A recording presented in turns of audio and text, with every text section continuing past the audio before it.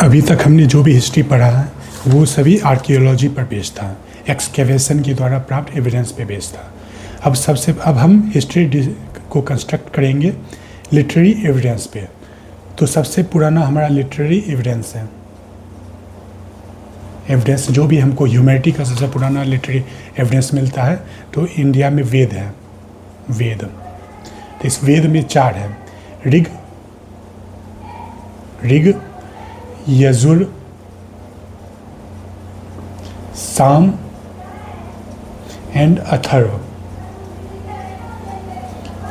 ये 4 वेद है, ठीक है। ये 4 वेद है। इन्हीं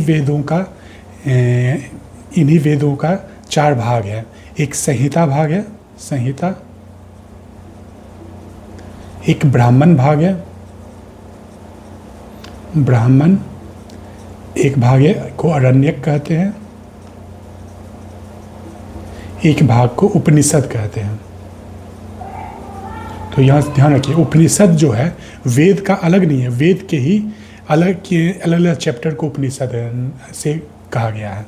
वेद के कुछ चैप्टर को उपनिषद कहा गया, जैसे यजुर्वेद का 40वां चैप्टर है जिसे ईशावास्योपनिषद कहते हैं। इसमें 18-19 श्लोक है। तो ये वेद का ही अलग अलग चैप्टर को, जिसमें ज्ञान खंड है, ज्ञान के बारे में कुछ बताया गया है, तो उसे उपनिषद कहा गया, ठीक है। तो सबसे पहले यजुर्वेद में हिम्स है, मतलब स्तुति है, देवताओं की स्तुति है। इंद्र हो गए, वायु, अग्नि, ये सभी पुरुष, मतलब विष्णु, इन सभी देवताओं की स्तुति है। यजुर्वेद यज्ञ से रिलेटेड है। इसमें यज्ञ कर्मकांड के बारे में बताया गया है कि अलग अलग यज्ञ को कैसे, उसकी विधि बताई यजुर्वेद में। यज्ञ के मंत्र दिए हुए हैं यजुर्वेद में, यज्ञ से जुड़े हुए मंत्र हैं। सामवेद में ऋग्वेद का जो स्तुति है, इसी को लिरिकल पोर्शन में, लिरिकल फॉर्म में दिया गया है। इसी को संगीतात्मक पद में सामवेद में फिर से कंपाइल किया गया है। अथर्ववेद का मेन कॉम्पिलेशन है नॉलेज से, ब्रह्म ज्ञान से नॉलेज से रिलेटेड अथर्ववेद का मेन फोकस है। नॉलेज, ब्रह्म या ईश्वर, ब्रह्मन कहते हैं हम, संस्कृत में ईश्वर को ब्रह्मन कहते हैं। ब्रह्मन से रिलेटेड ज्ञान अथर्ववेद में मिलता है। और यही ब्रह्मन का ज्ञान है आगे चल के माया से जुड़ा गया है। माया से फिर जादू टोना जुड़ गया, और हम लेटर डेट में जादू टोना, काला जादू का भी बहुत सारा मंत्र इसमें कलेक्ट किया गया। लेकिन मूल रूप से ये ब्रह्मन के नॉलेज के से रिलेटेड अथर्ववेद है, ठीक है। जो भी इसका सारे का मंत्र है, इसके मंत्र भाग को संहिता कहते हैं, हिंस भाग को संहिता कहते हैं। हिंस, जो भी मंत्र है उनको संहिता कहते हैं। और इस मंत्र को यज्ञ का एक्सप्लेनेशन जो है वो ब्राह्मण में है। यज्ञ का एक्सप्लेनेशन, यज्ञ के विधि को एक्सप्लेन किया गया ब्राह्मण में। अरण्यक में उन यज्ञों को कनेक्ट किया गया जो हम फॉरेस्ट में, अरण्य फॉरेस्ट में किए जाने वाले यज्ञों का कॉम्पाइलेशन है। पहले वानप्रस्थ जीवन होता था, जीवन को 4 अंश में बांटा गया है। ब्रह्मचर्य,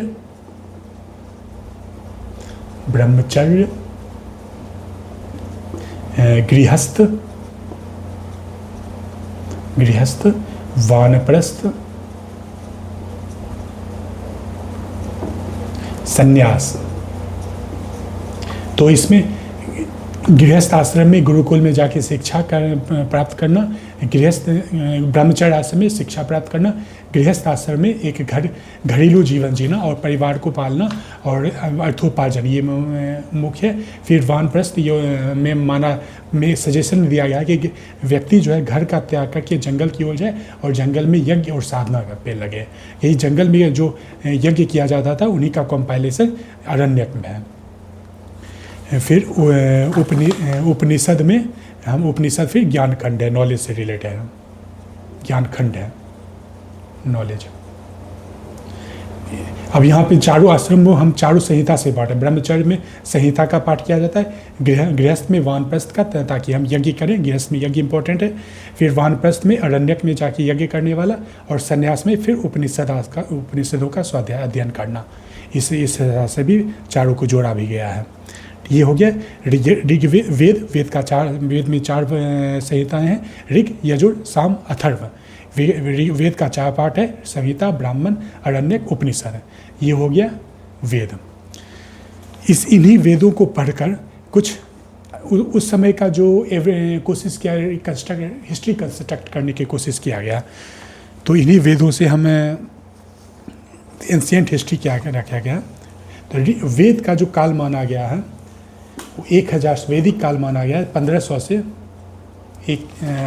से 500 BC तक। पहले फर्स्ट 500 BC ऋग्वेद का माना गया। ऋग्वेद जो है अर्ली था, उसके बाद बाकी वेदों का कंपाइलेशन लगभग 1100-1200 BC के बाद लेटर वैदिक हो गया। लेटर वैदिक क्योंकि ऋग्वेद का जो लैंग्वेज है थोड़ा सा अलग है और लेटर वैदिक का लैंग्वेज थोड़ा सा अलग है। और ऋग्वेद में भी 10 मंडल हैं। ऐसे में ऋग्वेद में 10 मंडल हैं, बस 10 मंडल, 10 मतलब 10 प्रकार के मंडलों में पूरे ऋग्वेद को बांटा गया है। ठीक है, तब यहाँ पे हम दोनों का एक कंपैरिजन देखेंगे, ऋग्वेदिक पीपल और लेटर वैदिक पीपल में क्या हमको अंतर कुछ मिल रहा है कि नहीं मिल रहा है। तो ये अंतर जानने से पहले हम एक चीज़ और ध्यान लेते हैं कि हिस्टोरियंस मानते हैं कि लगभग 1500 BC के आसपास फिर सेंट्रल एशिया से कुछ ट्राइबल्स का इंडिया में एंट्री शुरू हो गई। ऋग्वेदिक पीपल जो है हिस्टोरियन जो मानते हैं वो इंडिया में ओरिजिनेट नहीं हुए थे, बल्कि इनका ओरिजिन सेंट्रल एशिया में हुआ था।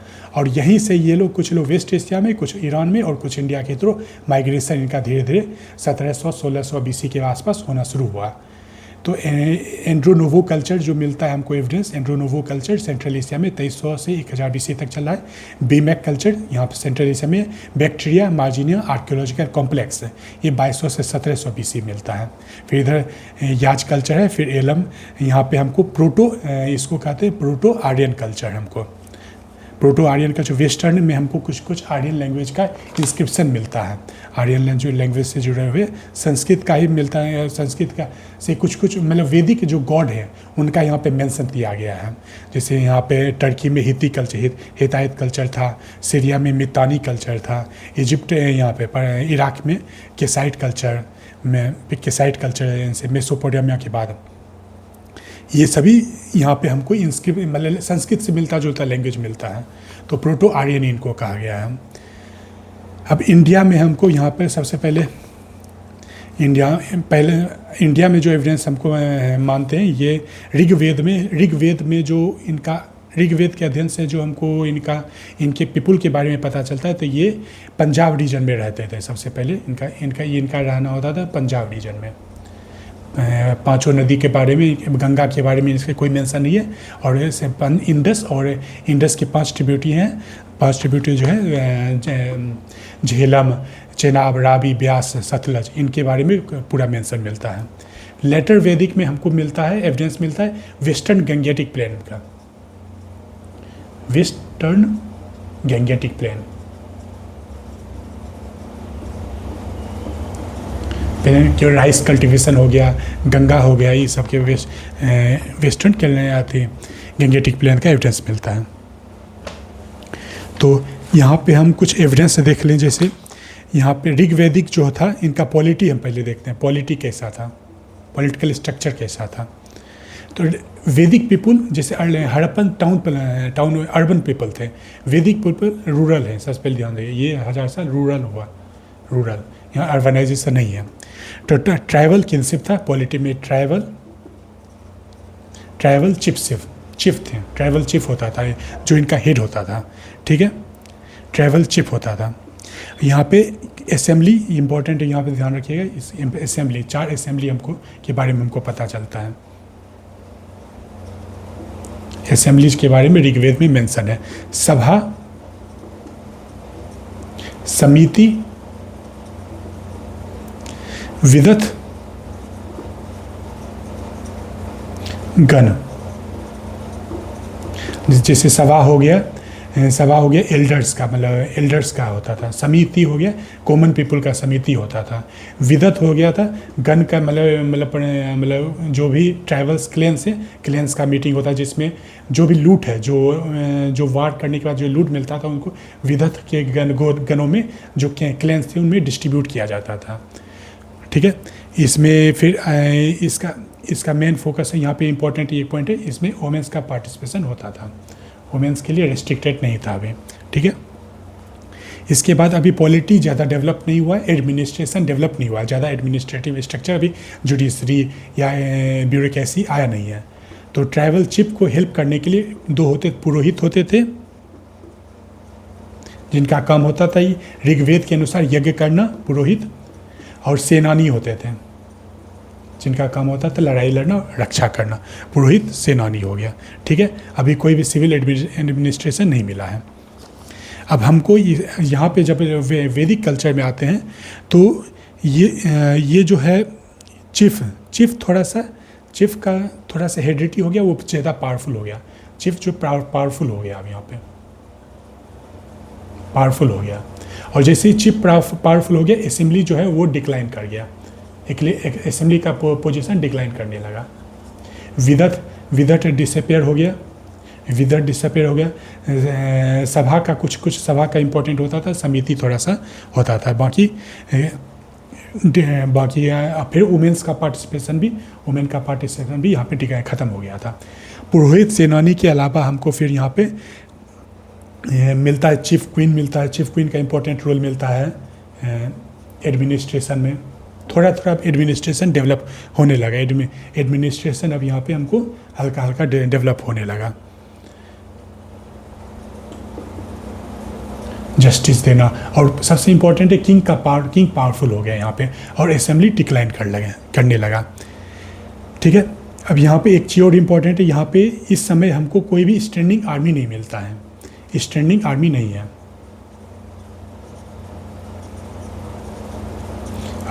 है, स्टैंडिंग आर्मी नहीं है।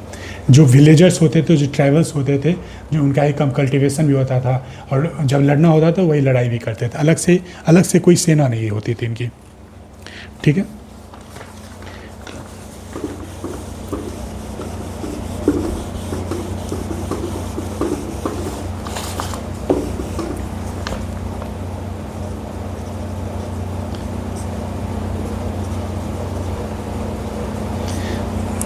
अब इनका इकोनॉमी देख लिए। इकोनॉमी में अर्ली वैदिक का मेनली होता था कैटल रियरिंग सबसे इंपॉर्टेंट, कैटल इनका ही वेल्थ, सबसे इंपॉर्टेंट वेल्थ होता था कैटल, और साथ में कुछ एग्रीकल्चर, थोड़ा सा एग्रीकल्चर भी होता है, लेकिन मेन होता था इनका कैटल रियरिंग। लेकिन लेटर वैदिक में अब एग्रीकल्चर ज़्यादा इंपॉर्टेंट हो गया था और पेस्टोरलिज्म कम हो गया था। ये अर्ली वैदिक पेस्टोरल थे, ये मेनली पेस्टोरल थे, एग्रीकल्चर इम्पोर्टेंट हो गया था। हमको प्लॉग कल्टीवेशन का एविडेंस मिलता है, प्लॉग, ठीक है। हमको यहाँ पे इकोनॉमी इनके कुछ हॉर्स हो गया, एविडेंस मिलता है हॉर्स, चैरियोट, हॉर्स का ज़्यादा प्रयोग करने को, चैरियोट, इनके पास ब्रॉन्ज आर्म्स है, ठीक है। यहाँ पे हमको स्पोक्ड व्हील अब आ गया, स्पोक्ड व्हील, ये जो व्हील है इसमें स्पोक बनाया रहा था, स्पोक्ड व्हील का प्रयोग होने लगा अब यहाँ पे। अब हमको एग्रीकल्चर यहाँ पे एग्रीकल्चर का डेवलपमेंट यहाँ से जैसे हमको होने लगा, प्रोक्सियर सोइंग हो गया, सो करना, हार्वेस्टिंग, थ्रेसिंग, डिफरेंट सीजन का नॉलेज है, और सीजन के हिसाब से कौन सा एक क्रॉप को कल्टिवेट करना है, इसके नॉलेज है हमको, ठीक है। इनका जो सेटलमेंट होता था फोर्टिफाइड, लेकिन इनका फोर्टिफिकेशन हड़प्पन इतना ना ही स्टोन या ब्रिक का होता था और ना ही उतना लार्ज होता था। फोर्टिफाइड करते थे लेकिन इनका फोर्टिफिकेशन स्मॉल लेवल का होता था। ये फोर्टिफिकेशन जनरली जानवरों से बचाव के लिए होता था, और ये आर्मी को विथहोल्ड नहीं कर सकता था, ये जानवरों से बचाव के लिए होता। फोर्टिफाइड होता था और मड का होता था, फोर्टिफाइड मड सेटलमेंट, ठीक है।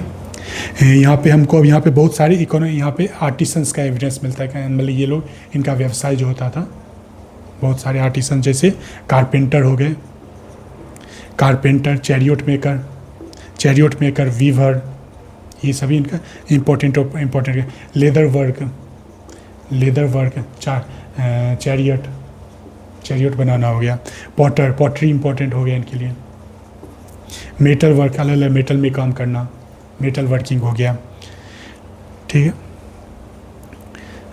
इसमें हमको अब यहाँ पे हमको लेटर वैदिक में ये जो पॉटरी है, यहाँ पे एक पॉटरी ध्यान, लेटर वैदिक से कोइंसाइडेड है इंडिया का वेस्टर्न गैंगेटिक प्लांट का painted grey ware, painted grey ware PGW, grey ware pottery जो है लेटर वैदिक से के समकालीन है। अब लेटर वैदिक है पीपुल है या नहीं पता नहीं, ये जो हमारा कंस्ट्रक्शन है वेद के अनुसार है, और पेंटेड ग्रेवेयर हमको आर्कियोलॉजी में मिला है, आर्कियोलॉजी में इस रीजन में माना गया है। ठीक है, पेंटेड ग्रेवेयर जो है लेडिक वेदर पीपुल से, वैदिक पीपुल से कोइंसाइड करता है। अब इनका ये जनरली पेस्टोरल होते थे, इनका एक जगह सेटलमेंट लॉन्ग टर्म नहीं होता था। अब यहाँ पे सेडेंट्री लाइफ शुरू होने लगा, ये एक ही जगह लॉन्ग टर्म पर सेडेंट्री, क्योंकि एग्रीकल्चर कर रहे हैं, एग्रीकल्चर से सेटलमेंट इनका बढ़ने लगा। ठीक है, ये हो गया इनका इकोनॉमी। सोशल स्ट्रक्चर का अगर कुछ पॉइंट हम देख लें,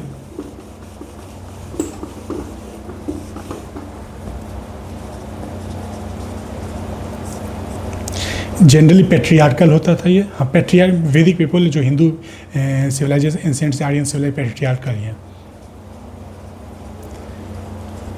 लेकिन अर्ली वैदिक में पेट्रियार्की का नॉर्म ज़्यादा स्ट्रॉन्ग नहीं था, ज़्यादा डोमिनेटेड नहीं था ये। लेटर पेरी में और ये जब मतलब पेट्रियार्की और ज़्यादा स्ट्रॉन्ग हो गया था। फादर एंड मेल रिलेटिव का कंट्रोल वुमेन्स पर ज़्यादा हो गया था, फादर का कंट्रोल बढ़ गया था। ठीक है, वे अर्ली वैदिक में वुमेन जो होते थे इनके पास ज़्यादा फ्रीडम था, और फ्रीडम ज़्यादा था। ये वेद को भी पढ़ा करते थे, वेद का भी कई सारे वेद, ऋग्वेद के सूत्र जो है वुमेन ऋषियों ने ही, ऋषिकाज ने ही उनका कंपाइलेशन किया, उनका क्या कहेंगे उनको बनाया है। वेद है वुमेन। फिर इनके सभा और समिति में भी, विदत में भी इनका पार्टिसिपेशन, असेंबली में पार्टिसिपेशन होता था, असेंबली में पार्टिसिपेट करते थे ये लोग यज्ञ और सेक्रीफाइस भी किया करते थे, यज्ञ और सेक्रीफाइस में भी सेक्रीफाइस किया करते थे। यही चीज़ अब लेटर वेद में इनके पोजीशन डिक्लाइन हो गया था, वुमेन्स का पोजीशन डिक्लाइन हो गया था। असेंबली में पार्टिसिपेशन नहीं हो रहा है, फ्रीडम भी कम हो गया, वेद और नॉलेज स्टडी में भी इनके पास डिक्लाइन हो गया। और यज्ञ ये स्वयं से नहीं करते, यज्ञ बस एक सबऑर्डिनेट के रूप में कर, अपने हस्बैंड के एक सबऑर्डिनेट के रूप में ही कर सकते हैं ये। इनका पोजीशन सबऑर्डिनेट हो गया था, हस्बैंड के सबऑर्डिनेट हो गया पोजीशन। ठीक है, लेकिन हमको यहाँ पे अर्ली मैरिज या चाइल्ड मैरिज का एविडेंस नहीं मिलता है, चाइल्ड मैरिज का एविडेंस नहीं मिलता है। ठीक है, ये ध्यान रखें। मैरिज होने लगा था, इंस्टीट्यूशन ऑफ मैरिज का एविडेंस है पूरा, ग्रीस सूत्र में कई मैरिज का पूरा विधि दिया गया, मैरिज का एविडेंस है। पॉली एंड्री कॉमन होती थी, पॉली एंड्री भी का भी एविडेंस मिलता है हमको, मतलब एक स्त्री कई सारे पुरुषों से विवाह किया जाते हैं, पॉली एंड्री। विडो रीमैरिज का भी एविडेंस है, विडो रीमैरिज। और ये सब जो वुमेन्स का पोजीशन है, मैरिज का एज जनरली माना 16 से 18 साल के बाद माना मैरिज का एज रखा है। सारा पोजीशन लेटर वैदिक में आके थोड़ा थोड़ा डिक्लाइन हो गया, पॉली एंट्री भी कम हो गया, विडो रीमैरिज पे भी रेस्ट्रिक्शन हो गया था, चाइल्ड मैरिज पे भी हल्का, चाइल्ड मैरिज अभी ज़्यादा शुरुआत नहीं हुआ था, लेकिन चाइल्ड मैरिज हमको यहाँ पे 900 AD के बाद धीरे धीरे चाइल्ड मैरिज कम ज़्यादा होने लगा, लेकिन पहले एंशिएंट डेज में चाइल्ड मैरिज कम ही होता था। हर्षवर्धन के भी काल में चाइल्ड मैरिज बहुत कम होता, जैसे हर्षवर्धन की बहन है राजश्री, उसका जो मैरिज भी बहुत ही लेट हुआ है। ये हो गया। और साथ में हमको यहाँ पे सोशल, एक तो वुमेन हो गया और पैट्रियार्की था, और दूसरा ये ध्यान है कि यहाँ पे हमको सिर्फ 3 वर्ण का कल्टिवेशन जिक्र मिलता है, क्षत्रिय, ब्राह्मण, क्षत्रिय एंड वैश्य।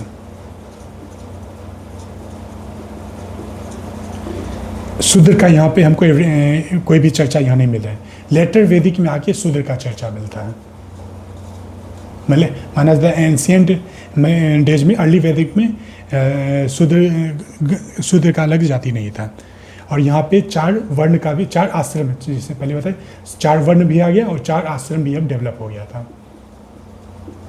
आश्रम भी डेवलप हो गया। ये हो गया सोसाइटी। और स्लेव के बारे में, दोनों में स्लेवरी है, स्लेवरी था, लेकिन स्लेवरी का मेनली यूज डोमेस्टिक पर्पस के लिए होता था। यहाँ पे ध्यान रखें, वेस्टर्न एशिया से जो स्लेवरी इंडिया में डिफरेंट होता था डोमेस्टिक पर्पस से। यहाँ पे जैसे ग्रीक हो गया, पर्सिया हो गया, इजिप्ट हो गया, पर्सिया, वहाँ पे स्लेव का यूज युद्ध लड़ने में या फिर इकोनॉमिक प्रोडक्शन में लेबर के रूप में यूज किया जाता था। एग्रीकल्चर हो गया, कल्टीवेशन हो गया, लेबर के रूप में यूज है। लेकिन इंडिया में स्लेवरी डोमेस्टिक पर्पस के लिए यूज होता था। युद्ध लड़ना या फिर लेबर हो गया, लेबर के रूप में, फ्री लेबर के रूप में इनका यूज नहीं किया जाता था। ये हो गया इनके सोसाइटी के बारे में कुछ पॉइंट। अब इनका रिलीजन देख लीजिए।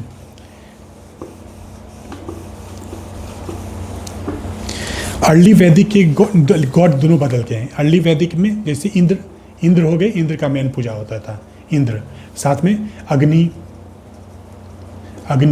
वरुण, मरुत हो गए, ये सभी देवताओं को पूजा। लेटर वैदिक में प्रजापति हो गए, प्रजापति, विष्णु हो गए, रुद्र, इनका पूजा ज़्यादा होने लगा। ठीक है, इनके लिए मेन वर्शिप होता था, मतलब सेक्रीफाइस, यज्ञ सेक्रीफाइस हो गया, यज्ञ सेक्रीफाइस इनके पूजा, सेक्रीफाइस इनके पूजा करने का मेन विधि होता है। और फिर यज्ञ में सेक्रीफाइस करना या फिर ऋग्वेद के हिम्स का रिसाइटेशन को डिसाइड करना। यहाँ पे हमको अब सेक्रीफाइस कम हो गया, यहाँ पे हमको मतलब मेन हो गया, इनका पूजा होने लगा। ये जो यज्ञ का है, यज्ञ कम होने लगा, यज्ञ कम। हमको आइडोलेट्री का भी यहाँ पे एविडेंस मिलता है। यज्ञ कम हो गए, यज्ञ का डिक्लाइन होने लगा। अब जनरली इनके यज्ञ का पोजीशन कम हो गया। ठीक है, और ये जो ठीक है, ये इतना ही बस काफ़ी है। इतना अर्ली वैदिक पीपल के बारे में इतना ध्यान रखिएगा। ठीक,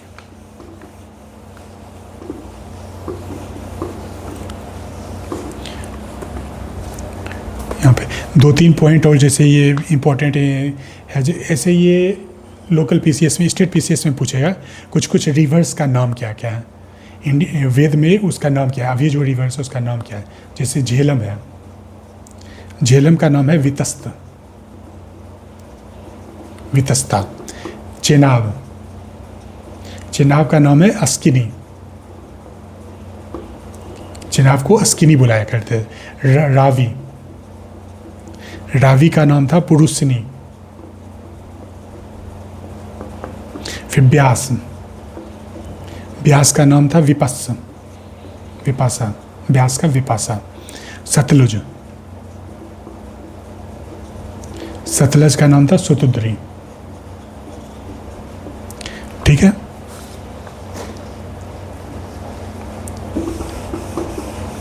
तो वेद का 4 भाग है, संहिता, ब्राह्मण, आरण्यक, उपनिषद। यह वेद है। संहिता का 4 भाग है, ऋग, यजुर, साम, अथर्व। ठीक है, इसके बाद ये वेद के साथ साथ फिर लेटर वैदिक में अलग 4 वेद है। इसके बाद 6 वेदांग हमको डेवलप हुआ है। वेद को जो वेदांग है, 6 वेदांग है जो हमको वेद को समझने में मदद करता है। 6 वेदांग है, इनका नाम ध्यान रखिए। सबसे पहले शिक्षा हो गया, शिक्षा, व्याकरण।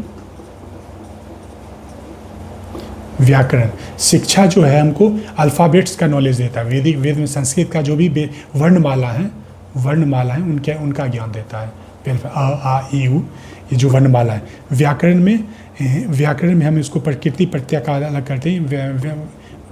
संस्कृत को कैसे शुद्ध लिखा जाए उसके लिए शब्दों का निर्माण किया जाए, ये व्याकरण हो गया। फिर निरुक्त है। निरुक्त हमको मेन मदद करता है शब्दों का अर्थ समझने के लिए। कोई भी शब्द है, इसका हम अर्थ कैसे पता करें, क्योंकि हम जैसे अर्थ लेते हैं अभी जो जैसे प्राकृत शब्द जैसे इंग्लिश हो गया, इसमें अर्थ लेते हैं तो शब्दों का अपना अर्थ नहीं है, ये सोशल कॉन्ट्रैक्ट है। ये हम एक आपसी समझौता है, सहमति है, जिसमें हम कोई भी शब्द का अर्थ ले रहे हैं। लेकिन संस्कृत में हर शब्द का अपना अर्थ होता है। वही अर्थ को समझने के लिए, शब्द के मीनिंग को समझने के लिए निरुक्त शास्त्र है, निरुक्त। ठीक है। इसके बाद हो गया छंद। छंद होता है, छंद में श्लोक का बनाने का विधि छंद किया जाता है। जैसे गायत्री छंद हो गया, त्रिपुट त्रिष्टुप, कई सारे छंद हैं, अनुष्टुप छंद हो गया। ये सब छंदों का प्रयोग करके हम श्लोक बनाया करते थे। श्लोक छंद हो गया। फिर इसके बाद हो गया